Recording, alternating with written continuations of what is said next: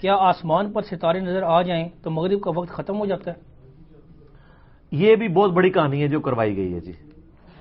تسی کہندے ہو گیا ہر چیز ہی کہانی ہے تو سر چیک کر لو کہانی نہیں ہے تو جو یہ کہہ رہے ہوتے ہیں ان سے پوچھیں یہ کہاں لکھا ہوا ہے. حدیث شریف میں صرف اتنی بات آئی تھی، سنن ابی داؤد میں یہ صحیح حدیث ہے کہ میری امت فلاح اور بھلائی پر قائم رہے گی جب تک کہ کثرت سے جو ستارے نکلنے سے پہلے پہلے وہ نماز مغرب ادا کر لے گی. یعنی یہ افضلیت اور غیر افضلیت کا چکر تھا. جس طرح کہ بخاری مسلم میں حدیث ہے، نبی علیہ السلام نے سورج جب غروب ہو رہا ہو نا اس وقت نماز پڑھنے سے منع فرمایا. لیکن بخاری مسلم میں یہ آتا ہے کہ جس نے سورج غروب ہونے سے پہلے ایک رکعت عصر کی پا لی اس نے عصر کی نماز پا لی. تو اس کا کیا مطلب ہے؟ وہ اسی دوران ہی باقی 3 رکعتیں پڑھ رہا ہوگا نا. ایک وہ اس وقت پڑھ رہا ہوگا تو وہ ایز اے لاسٹ ریزارٹ اجازت ہے، کیٹاگوریکل ڈیسیژن نہیں ہے. یہاں پہ بھی یہ افضلیت ہے کہ آپ ستارے نظر آنے سے پہلے مغرب کی نماز پڑھ لیں. اور ستارے نظر آنے سے پہلے یعنی کثرت کے ساتھ جو ستارے نظر آ رہے ہیں. تھوڑے بہت ستارے تو اگر آپ کو پتا نا بادل آ جائے نا مغرب میں تو مغرب سے پہلے ہی ستارے نظر آنا شروع ہو جاتے ہیں. یہ بھی ہوتا ہے جب بادل آئے ہوئے ہوں.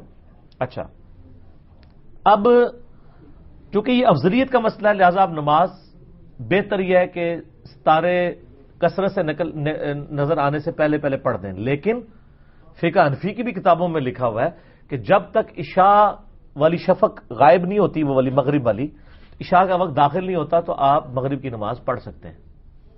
جو ہمارے سب کانٹیننٹ میں تقریباً 1.5 سے 1.25 گھنٹے تک مغرب کا ٹائم رہتا ہے سال میں، ویری کرتا رہتا ہے. اور آپ کو مزے کی بات بتاؤں، جتنا مغرب کا ٹائم ہوتا ہے نا اتنا ہی اس دن فجر کا ٹائم بھی ہوتا ہے. یعنی فجر کا وقت داخل ہونے سے لے کے طلوع آفتاب تک جتنے ٹائم ڈیوریشن بنتی ہے نا اس دن مغرب کی ٹائم ڈیوریشن اتنی بنتی ہے. یعنی وہ جو صبح کا ٹوائلائٹ ہے اور یہ شام والا، یہ دونوں اللہ تعالیٰ نے ایکویلنٹ بنائے ہوئے ہیں. اس کے لیے آپ کو پتا ہے ٹائم کی جنتریاں اویلیبل ہیں. اب تو آپ کے پاس سافٹ ویئر آگے ہوئے ہیں پرو مسلم. ہماری ویب سائٹ ahlesunnatpak.com پہ دنیا کے ہزاروں سٹیز، سینکڑوں ملکوں کا آپ کوئی بھی چیز ڈالیں تو آپ کو ٹائم 5 نمازوں کا، شافی ٹائم حنفی ٹائم دونوں نظر آ جائیں گے. شافی حنفی میں فرق صرف عصر کا ہی ہے، باقی سارے ٹائم سیم ہی ہوتے ہیں. تو تھوڑی عرض بھی کر دیں ڈرتے ڈرتے. سر جب خانہ کعبہ میں 4 مصلے تھے اللہ بخشے 1517 سے لے کر 1917 تک، ان 400 سال تک خانہ کعبہ میں انہوں نے 4 اماموں کے نام پہ، جن میں اماموں کا قصور نہیں، حنفی شافعی مالکی حنبلی 4 مصلے ڈالے. چاروں نمازیں پڑھتے تھے. ہم کہتے ہیں یار نمازیں پڑھتے تھے تو اب 4 امام ایک جگہ نماز پڑھا رہے ہوں، ٹھیک ہے جی، تو کیسے پتہ چلے گا کہ میرے امام نے اللہ اکبر کہا یا دوسرے نے؟ جب کٹھے ہی پڑھ رہے ہوں تجربہ کر کے دیکھ لو. تو وہ اس کی نا آپ کو نا گولی کرائیں گے نہیں. جو نماز انہوں نے ٹائم نا آپس میں نا مینج کیے ہوئے تھے. اگرچہ اس زمانے میں گھڑیاں نہیں سی، انہوں نے پوچھو کتنا مینج کیتے سر، کہ جی ایڈ ہے 3:10 تھے پڑے، گھڑیاں تو آئی نہیں سن. پھر بھی for the sake of argument مان لیا. مغرب کا کیا کریں گے سر؟ مغرب میں تو ستارے نکلنے سے پہلے آپ نے پڑھنا ہے اور وہی آپ کے پاس 15-20 منٹ ہے. تو سر مغرب کے ٹائم یہ کٹھے ہی پڑھتے تھے، لوگوں کی نمازیں خراب ہوتی تھیں. آپ کو تاریخی کتابوں میں ملے گا کہ پتہ ہی نہیں چلتا تھا کہ میرے امام نے اللہ اکبر کہا یا دوسرے نے. اتنا تماشا انہوں نے بنایا ہوا تھا. تو اللہ کا شکر ہے کہ یہ چکے گئے نے. نہ صرف مسلح چکے گئے نے، پہلے تو مسلح چکے گئے سر، انہوں نے آپ ہی چکے گئے نے. ہاں ظاہر ہے جب سے ہم نے کہہ دیا، عرض کر دیا ہے کہ نہ میں وابی نہ میں بابی، میں ہوں مسلم علمی کتابی. سر ان کو کہ اپنی پبلک کو بتائیں کہ یہ کچھ کرتے رہے ہمارے بزرگ اور اس سے بڑھ کے یہ کرتے رہے. وہ کہتے ہیں حضرت عیسیٰ علیہ السلام بھی فقہ حنفی پہ عمل کریں گے. نہ پرانی ہیں گلاں نے، وہ صحیح مسلم ہے، وہ کتاب و سنت پہ عمل کریں گے، فقہ حنفی پہ نہیں عمل کریں گے. ٹھیک ہے، فقہ حنفی پہ تو آپ کی اولاد نہیں عمل کرنے کے لیے تیار. انجینئر صاحب کی ویڈیوز دیکھ کے ٹھیک بات ہے. اگے اس نہیں چلنا ہے، تسی تو نہیں زندہ رہنا، تسی تو فوت ہونا ہے. لیکن ایک فرق ہے کہ آپ جب فوت ہوں گے نا، یہ جو آپ کی اولاد ہے نا، یہ آپ کے لیے دعائیں مغفرت کرے گی انشاءاللہ. اس لیے کہ ان کی تربیت یہ ہوئی ہے کہ باپ جیسا بھی تھا کلمہ گو تھا. لیکن سر آپ کا دادا دوسرے مسلک پہ مرا ہوتا نا، آپ نے اپنے باپ دادا کے لیے دعا نہیں کرنی تھی. بالکل یہ آپ کی تربیت ہوئی ہوئی ہے. آپ نے یہی کہنا تھا مر گیا مردود نہ فاتحہ نہ درود. ظاہر ہے کوئی کرتا ہے مرے ہوئے کے لیے. بالکل. یہاں تو کہتے ہیں جناب آپ نے جنازہ پڑھ لیا کسی کا دوسرے مسلک والے کا تو آپ کا نکاح اپنی بیوی سے ٹوٹ گیا. کڈی لمبی کہانی ہے. اور بیوی بیچاری گھر بیٹھی روٹیاں بنا رہی ہے تھوڑے واسطے، ادھر بیچارے تک ایک قصور ہے کہ ادھر نکاح ٹوٹ گیا. آپ نے دیکھا نا انڈیا میں ایک ویڈیو وائرل ہوئی کہ ایک دیوبندی کا جنازہ، وہ بریلویوں کی مسجد میں باقاعدہ رش لگا ہوا ہے جناب، لوگ آ رہے ہیں، بوڑھے بوڑھے لوگ بھی. ظاہر ہے جی مصیبت پہ یہ سارے نکاح ٹوٹ گیا. نکاح دوبارہ کرائے تو مفت کرائے تھے، پیسے لیے تھے. ظاہر ہے پیسے لیے ہوں گے مفت کے، میرے کو پوچھ لو تسی، مفت کوئی کام کرتا ہے؟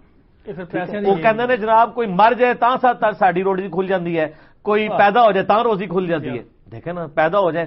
سر آپ کا بھی قصور ہے نا، آپ بچے کے کان میں زان بھی نہیں دے سکتے، اس کے لیے بھی مولوی بلاتے ہیں. اور آپ نے اپنے بچے کی یہ تربیت کی ہے کہ آپ کے مرنے کے بعد وہ آپ کا جنازہ بھی نہیں پڑھا سکتا. بالکل صحیح. ٹھیک ہے نا. الحمدللہ ہماری ویڈیو سننے والے لوگ، وہ جب ان کے یعنی ماں باپ میں سے فوت ہوتے ہیں نا، تو اکثر لوگ پھر جنازہ خود پڑھاتے ہیں. کیونکہ اگر وہ سنت کے مطابق جنازہ پڑھانے کے لیے کسی مولوی کو بلائیں گے تو وہ تو مصیبت کھڑی کر دیں گے. باپ کے بیٹے کے ساتھ تو نہیں پنگا لے سکتے نا.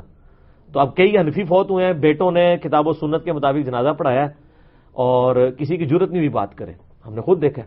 اسی کیس اگر میں جا کے پڑھا دیتا تو انہوں نے کہنا تھا نہیں جناب.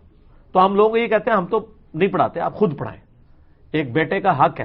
بیٹا جتنے درد سے اپنے باپ مرے ہوئے باپ کے لیے دعا کرے گا، مولوی تو نہیں کرے گا. مولوی تو صاحب لگا رہے گا، یہ منو 5000 کا نوٹ دے گا یا 1000 کا. ادھر تو ایک نکا منڈا باہروں بھی آیا ہے، پتہ نہیں ڈالر دینا ہے یا پاؤنڈ دینا ہے. اور آپ دیکھیں کس طرح جنازہ اتار کے پرے پھینکتے ہیں یہ. اس کے بعد 10 منٹ کی دعا کرواتے ہیں. جنازہ 2 سے 2.5 منٹ کا ہوتا ہے. سوائے اہل حدیث کے جنازہ آپ لوگوں کا دیکھ لیں، فوراً اتار کے پرے مارتے ہیں. حالانکہ جنازے میں تو دعائیں ہیں کتنی، صحیح مسلم میں اتنی ڈیٹیل دعائیں آئی ہیں. ٹھیک ہے. اہل حدیث کے علاوہ میں نے تو نہیں دیکھا کوئی جنازہ صحیح جنازے کے طریقے سے پڑھ رہا ہو اور جس میں واقعی دعا ہو رہی ہو. بغرول آدمی سورہ فاتحہ ہی نہیں پڑھتے سر. کہتے جائز ہے لیکن بہتر ہے کہ ثنا پڑھی جائے.